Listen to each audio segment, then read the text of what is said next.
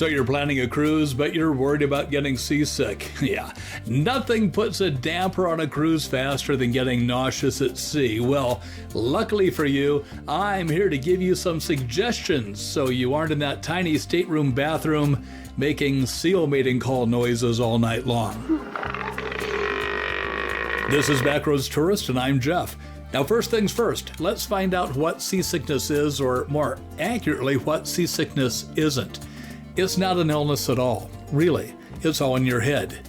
Literally, your inner ear detects movement when you're at sea, but your eyes may not detect that same movement.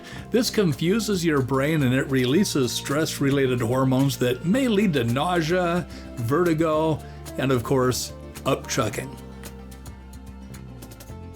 No doubt you've heard the term getting your sea legs, right? Well, that just means getting used to the motion of the ship. Once that happens, once you become acclimated to the motion, you're less likely to get seasick, unless you're in some really rough seas. The good news is there are several things you can do to minimize the effects of motion sickness.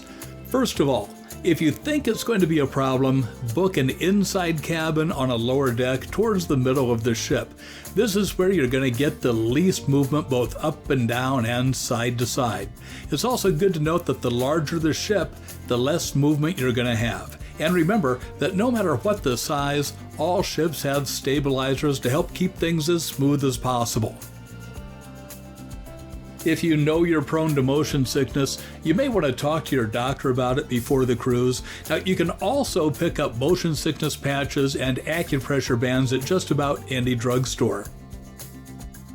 But let's say you don't do that and you find yourself feeling a little woozy on the cruisy. There are some things you can do, but before I tell you about that, please take a moment to hit the thumbs up button on this video and consider subscribing to the Backroads Tourist channel. It really helps the channel out and I would certainly appreciate it. So here are some things that you can do to avoid getting seasick.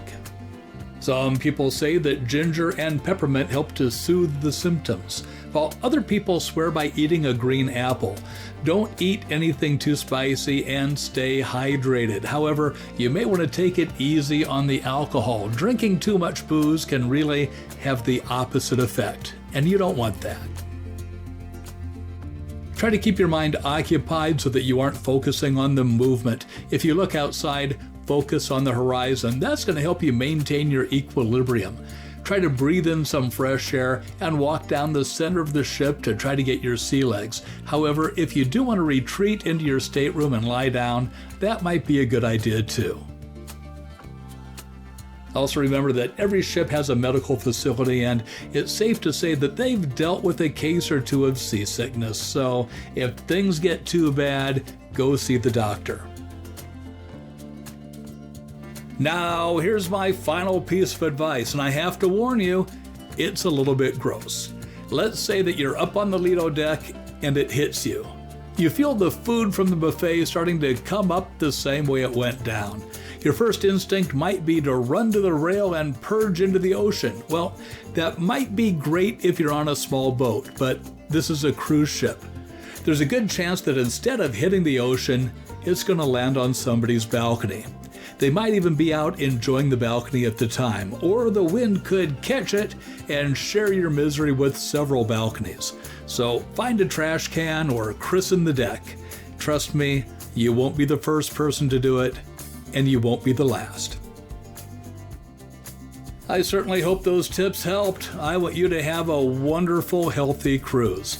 I'm Jeff, and I'll see you on the back roads and hopefully not in the medical center.